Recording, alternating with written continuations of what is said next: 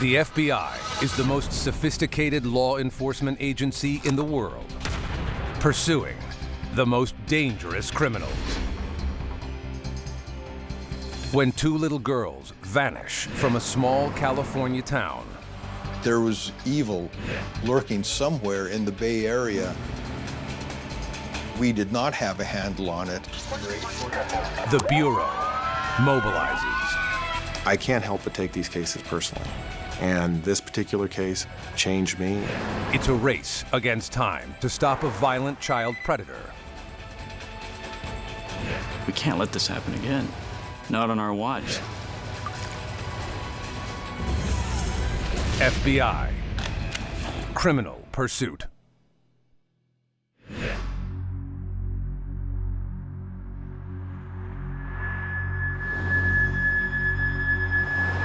December 10th, 1999, Vallejo, California, 30 miles northeast of San Francisco. Vallejo Police Detective Steve Fowler and his partner respond to a disturbing call. 7-year-old Zeanna Fairchild never came home from school that afternoon. Upon questioning, her mother reports that school officials told her Zeanna never showed up for class that morning. At that point, we knew we had not just your typical missing child that's either, in the house somewhere or at a friend's house. She was supposed to be at school.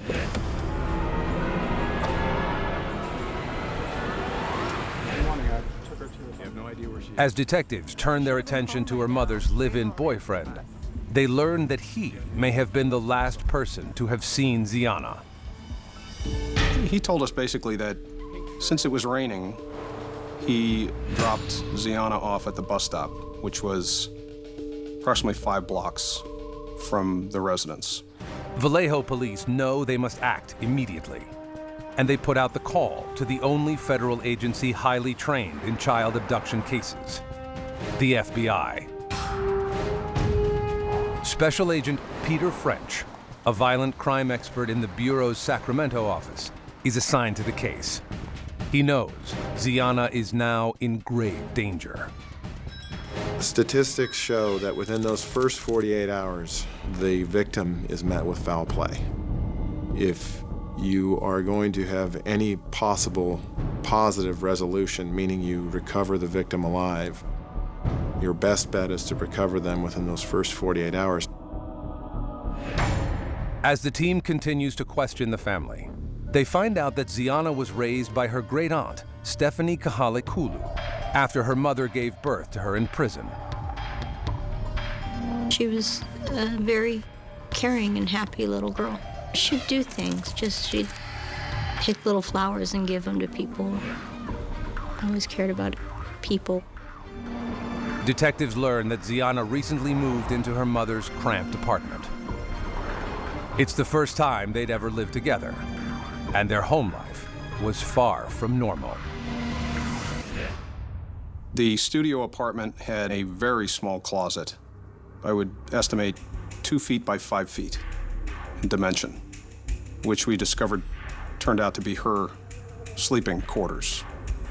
She slept on a bedroll on the floor of this closet that had clothing in it, hanging above her head. Neighbors paint an even more disturbing picture. They report drug-fueled sex parties and how Zeanna's mother would often leave her daughter unattended for hours, even forgetting to take her to school. We were concerned that maybe someone that they associated with in the lifestyle that they chose may have been responsible. As they work feverishly to find Zeanna, investigators are reminded of a rash of child abductions in Northern California since 1983. Special Agent Marty Parker specializes in child abduction cases. She's been investigating the disappearance of a 7-year-old hearing-impaired girl from a nearby town in 1988. Child abductions are probably the most difficult investigations there are. You have no evidence sometimes. You just have someone who has vanished into thin air. And so where do you start? During the past 10 years, numerous children have been kidnapped in the area. Some remain missing. Others were killed, including Mark Klass's daughter, Polly, who in 1993 was abducted from a slumber party and found murdered a few days later. The names roll off of your tongue. It's Michaela, it's Eileen, it's Amber, it's Polly, it's Kevin. It's just one after another after another. I think that people were crestfallen and heartbroken that this was a situation that might never get resolved. Mark now runs Class Kids, a leading child advocate organization designed to help parents when a child goes missing, like Zeanna Fairchild. The first thing we did was create a missing child flyer for this little girl that could pass some kind of a stink test so that it would tell who this girl was, what she looked like, the circumstances of her disappearance, and the details of her physical appearance.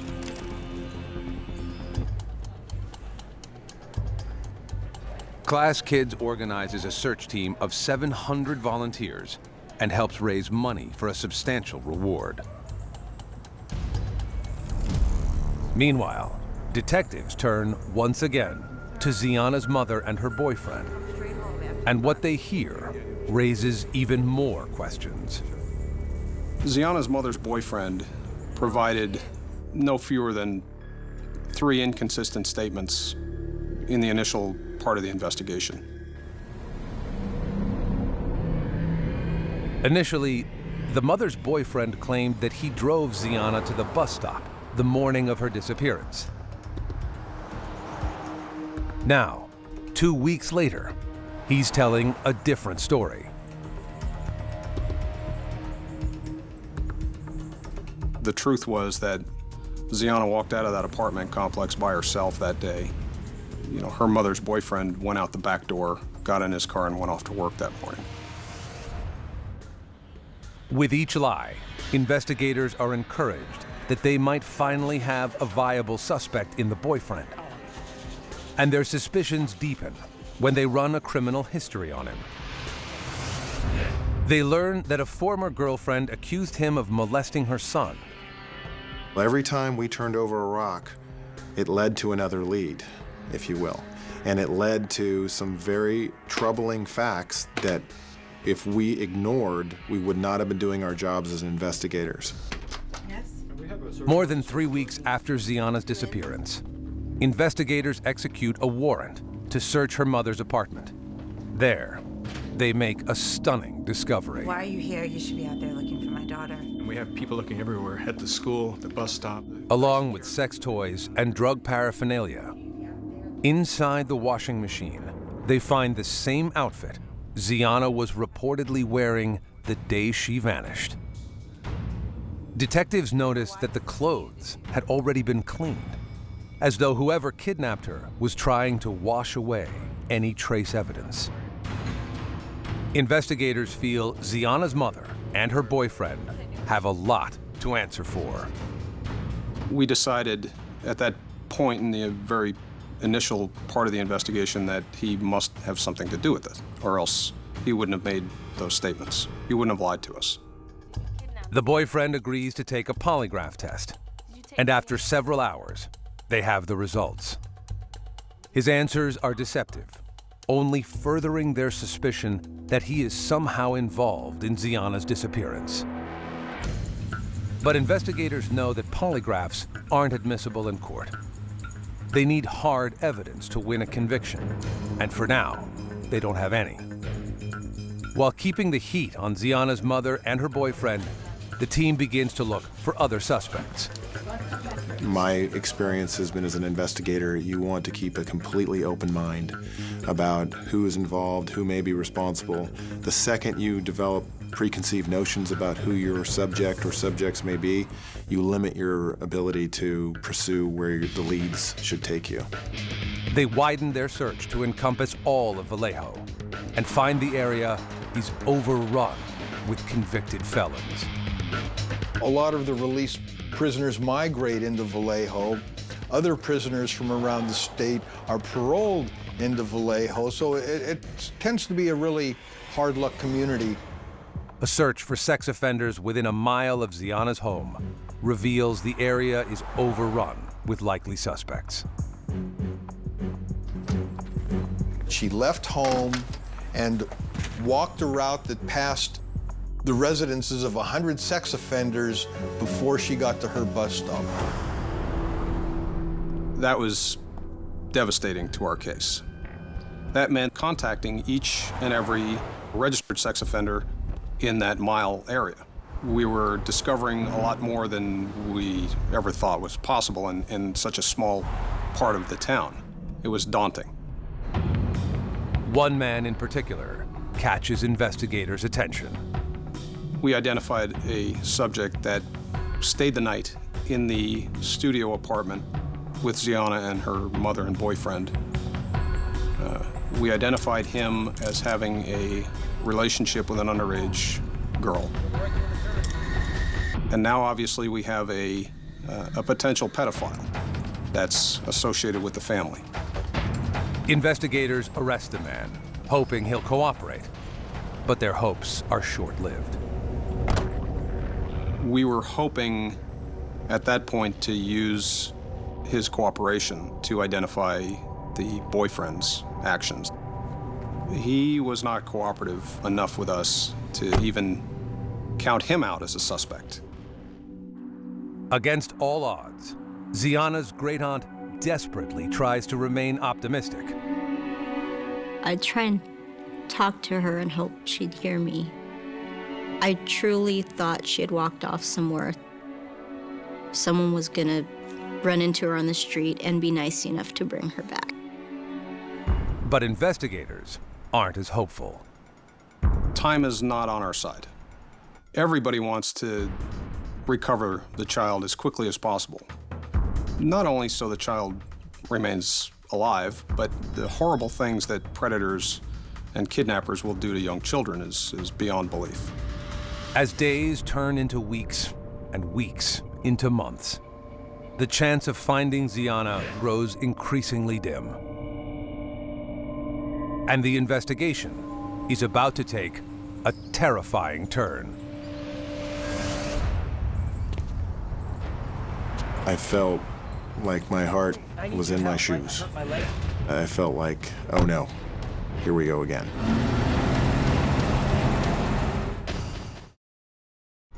August 10th, 2000. 9 months after the disappearance of 7-year-old Zeanna Fairchild, the FBI and local law enforcement have their sights set on those closest to the young girl. You work the case from the inside out, meaning that you start from the family of the victim. You have to rule them out. Most abductions involve either a direct family member or a relative or a mom or a dad. Investigators zero in on a key suspect, Zeanna's mother's live-in boyfriend, who has been feeding them inconsistent stories from day one. They've got the couple under 24-hour surveillance, hoping to find some answers. But then, the investigation takes a sudden, unexpected turn.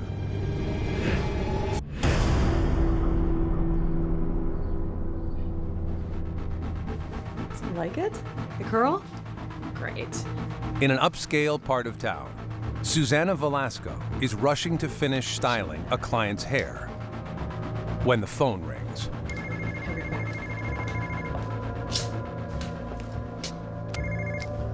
Hello? It's her 8-year-old daughter Mitzi's birthday, and the family has a big party planned. Susanna's son tells her that Mitzi hasn't come home from school yet. Mitzi usually walks home with her older brother. But it seems that afternoon, she didn't wait for him. I'll be right there.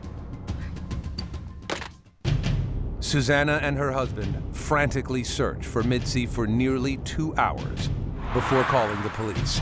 They were kind of doing their own investigation from about 3:30 on to about 5:50 when it was out of control for them. And they were really in panic mode by the time we got the call. Vallejo police detective Lee Horton, is dispatched to help search for the little girl.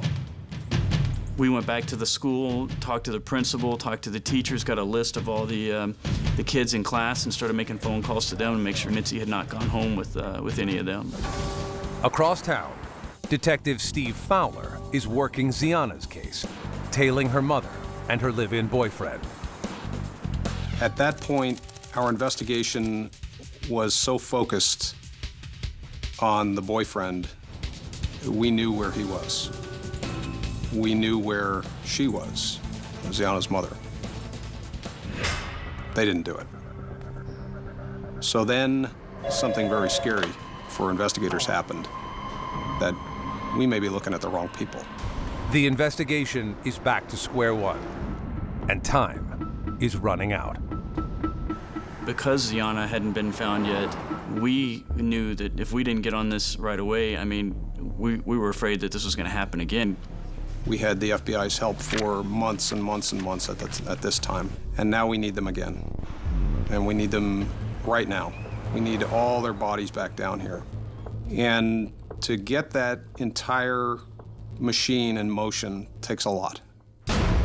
FBI Special Agent Peter French races to investigate, starting with Mitzi's family. Mitzi seems like a happy kid. They seem like just a normal, typical family in Vallejo. She was a kid with a lot of moxie and a lot of spirit. Even Mitzi's name is a testament to her tight-knit family.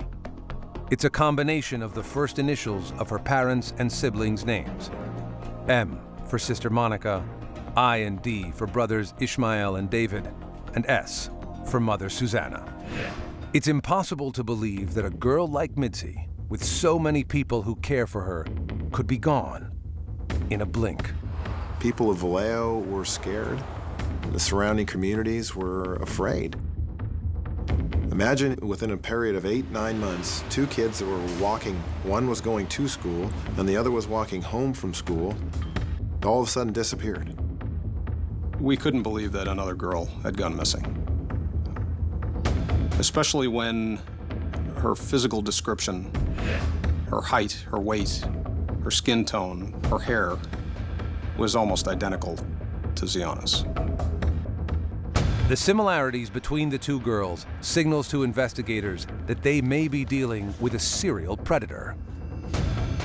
At that point, we think 8 months worth of focusing on the wrong people. We have a predator out there that's grabbing children, and maybe not just in Vallejo. Those of us that were on the stranger angle were tasked with ramping up our investigation. Mere hours after Mitzi is reported missing, her case is upgraded to a confirmed kidnapping. Agents believe they're dealing with a sexual deviant who is not likely to let his victims escape alive. Once the children get a little older, especially girls, it's more of a sexually motivated thing. And these people, usually men, will abduct these children, sexually assault them, and typically try to get rid of them as quickly as possible. That's why we say we have pretty much a 24-hour window to find these children before it's a very good possibility they'll be dead. Soon, news of the abduction spreads, and residents of Vallejo are gripped with outrage and fear. The mood of the town after Mitzi was kidnapped, I would say, was right on the brink of anarchy. The nearby communities have been plagued with child abductions, one every few years. Now, 2 little girls have gone missing in only 8 months. My heart sank. It really did, because Zeanna was still missing, and it now seemed to be at an accelerated pace, and it was absolutely heartbreaking, because we thought we would get another either unresolved case or another dead child. The FBI and local police believe a serial predator has kidnapped 2 little girls in the town of Vallejo, California. 7-year-old Zeanna Fairchild has been missing for about 9 months. while 8-year-old Mitzi Sanchez has been missing for only 24 hours. Both girls bear a strong resemblance and are close in age. Investigators fear this predator won't stop abducting little girls until he is captured or killed. We're sitting here feeling powerless, going, God, we can't let this happen again. It's already happened once, we can't let it happen again. Not on our watch. I have 2 daughters and a son, and I put myself in the shoes of those parents. And they're going through torture. They're going through absolute hell. For now, investigators are flying blind, without any solid leads to go on. They're entirely unaware that Mitzi is in fact still in the area and still alive. A day after she was kidnapped on her 8th birthday, the most horrifying day of her life. I was pretty close to home, and I remember seeing this car parked on the side of the road, and I noticed that there was a man inside. It was just something weird about that car and about him. I remember seeing him looking through his rearview mirror, and as I got closer, I think his eyes were just kind of glued on me. As I got closer to the car, he walked over to the sidewalk. He had a cane in his hand, and he said, I need your help. I hurt my leg in a motorcycle accident. I need you to get something for me. The man asks Mitzi to retrieve a roll of duct tape from the passenger side of his car. And I said, okay, I'm gonna help this guy, and I'm gonna be on my way. As I went to grab it, he leaned over me, and I just remember feeling his body on my back, and then he reached over and put his hands around my mouth. He threw me in the car, shut the door. I tried opening it, didn't open from the inside. It seemed like he had jimmied it up or something. I remember driving off in the opposite direction from my house, and I looked back at my parents' house, just wishing that I was there already. I couldn't believe that this was happening. I just couldn't believe it. I was being kidnapped. With every minute that ticks by, investigators know the chances of finding Mitzi alive drop dramatically. And they step up their search. The calls kept coming in fast and furious for Mitzi. We set up a command post right there by Mitzi's house. We had volunteers coming up to help us form search teams, and we started checking for sex registrants in the area, and we had officers detailed to go and make contact with these folks. Residents are on edge, and investigators struggle to find any viable leads. And we were so frustrated, and it was a palpable sense of fear. And now we have to explain to our citizenry that we have things under control. It was a very difficult time in the city. People were scared. But no one is more terrified than Mitzi, locked inside her abductor's car in a busy parking lot. He found a place for us to park, and that was where he had me change into a different pair of clothes. He jumped out to smoke a cigarette. I remember him jumping back in the car, and I didn't say anything. I didn't want to talk to him. I just kind of kept to myself. He forces her to put makeup on, and she obliges, having no idea what he has in store for her.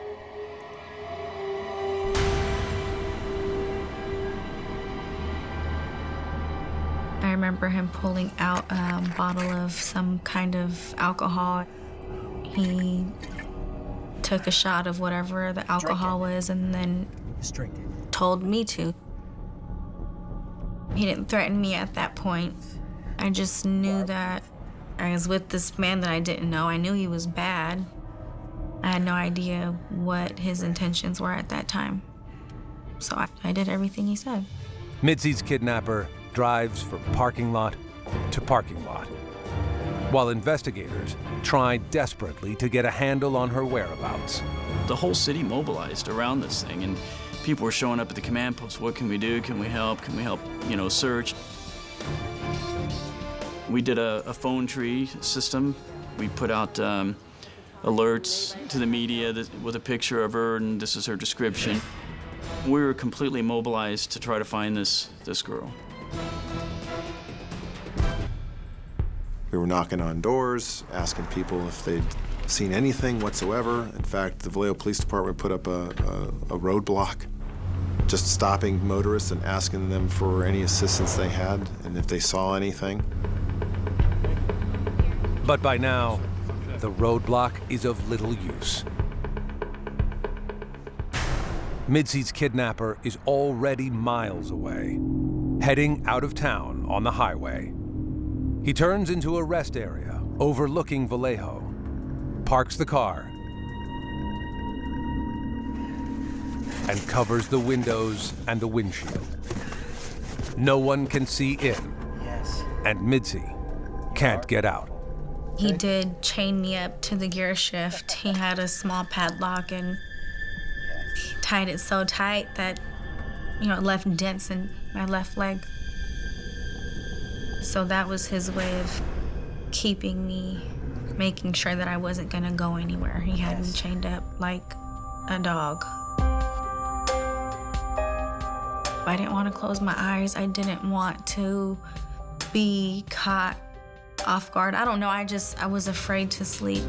He kind of knocked out for a minute, but I remember laying there with my eyes closed, and he had jumped over into the passenger seat and he began to molest me. Midsy's ordeal is only just beginning. And as night turns to morning, investigators know that time is running out. They need to expand their search to have any hope of finding Midsy alive. Class Kids quickly mobilizes a search party, while scent dogs and rescue helicopters move between Midsy's home and her elementary school. But once Zeanna disappeared and then Midsy disappeared, I think people realized that there was evil lurking somewhere in the Bay Area and that we did not have a handle on it. The fear of the folks of Vallejo, and not just Vallejo, but of most of Solano County and some of the Bay Area, was devastating. Listen to me. If you try to escape, I will kill you. And by now, Midsy has been gone for more than 24 hours, shackled to the steering column of a car that is constantly on the move. He said, if you try to run, I have a gun in my trunk and I'm gonna shoot you. I didn't know what to expect, so I was just expecting the worst. I asked God to let my sister know that I was sorry for bugging her and her friends all the time. I think it was me asking for forgiveness. Of course, that 8-year-old is innocent, but in my mind, I thought that I was bad or that I did something wrong. I had that feeling that I was never gonna see my family again. 8-year-old Midsy Sanchez has been chained inside a car by a sexual predator for more than 24 hours now. And as they move from parking lot to parking lot, the frightened third grader hopes someone might see her. Nobody even turned their head to look. That kind of broke my heart. I was just wanting so bad for someone to see me so I could send some kind of message. I'm in trouble, help me or something. No one paid attention. Midsy's kidnapper knows there's an army of investigators not far behind. He would cover up the windows and he would leave me in the car chained up and would go watch my family on the news and just keep up on what's going on or if anyone was looking for me. Midsy and her captor never stop in one place long enough for investigators to catch up. And at another parking lot, he begins his torture all over again. Drink it. Drink it now. He forces her to drink root beer schnapps and tries to have sex with her, but can't. And it makes him angry. I didn't know what he was gonna try to do next. I didn't want to look at him. I didn't want to look in the car. I just kind of kept my head up, just wishing that I was home. I couldn't take my eyes off of the stars. That was like my escape.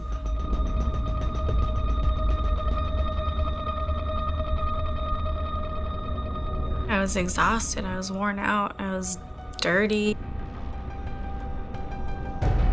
But I knew that I couldn't let my guard off. I knew I had to stay up and be awake for whatever it was to come.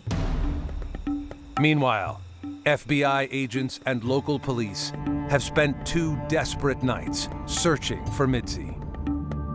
This is a little girl. Well, a lot of us at that time, we had kids that age, so we were on a mission. It's been nearly 2 days in captivity, and Mitzi fears her abductor has something more sinister in mind. As they pull into an industrial area, she believes he plans to silence her forever. Don't move. Don't go anywhere. Be quiet. Every time he would leave, he would always say, don't peek out the windows, don't get up, don't move. She overhears him speaking to another man. He asks the guy for money and for some large plastic bags. Bags big enough to fit a small body. Mitzi consents that the end is very near. He left for just a few minutes, but came right back. He opened up the passenger side door and leaned over me and dropped something. And he said, don't look there. So after he left, of course, I jumped over the seat and went to go see what he dropped off, and it was a ring of keys. Could these be the keys to her freedom?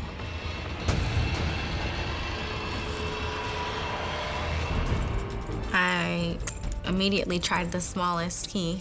It just made sense that that key would fit, and it did. I unlocked the padlock, and I couldn't believe that it just unlocked. I had the key to the shackles that were around my ankle. I didn't know what to do next. I was scared, so I locked it back up again. And I kind of just sat there for a second thinking, trying to get an idea of where he was at. She doesn't hear him and decides to go for it. So I just unlocked the padlock and took the chain off of my leg, and I rolled the window, the passenger side window down, and I jumped out. My knees almost hit the floor. I was just so weak and tired, and I started walking towards the chute. I didn't know where I was going. I just knew that I was out of that car and I was gonna get away. But just when she thinks she's escaped, he sees her and tries to chase her down. Will she get away? There he was with his cane, and he was limping, yelling at me to come back, and I remember turning back, looking at him, and I just said, no. After nearly 2 days in captivity, 8-year-old Mitzi Sanchez seizes the opportunity to escape. But just as she makes a break for it, Mitzi's kidnapper tries to stop her. Hey! Get back here! No, I'm not coming back! She heads towards the street looking for help. Cars were driving by and nobody was stopping, and I crossed the street, and this big 18-wheeler comes up on us, and I just jumped right in front of him, and I flagged him down, and he stopped for me. So I ran right up to his door. I jumped through the window onto his lap, and I said, "My name is Mitzi Sanchez. I've been kidnapped. I'm from Vallejo." The Predator limps back to his car, and as he drives away, the quick-thinking truck driver relays the license plate to his dispatcher. I felt safe. I felt safe at that point.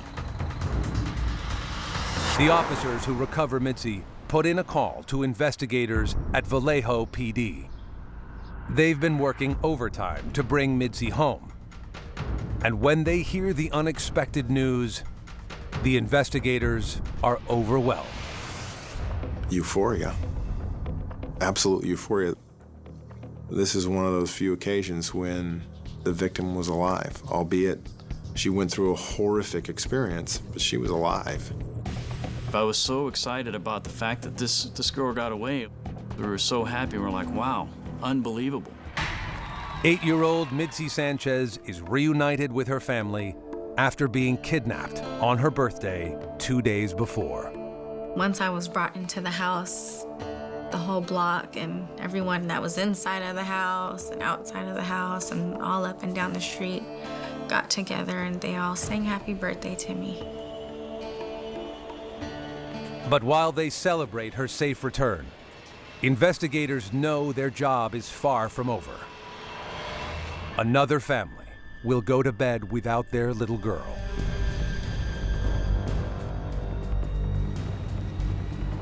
The whole city was celebrating. The problem was that Zeanna Fairchild was still missing.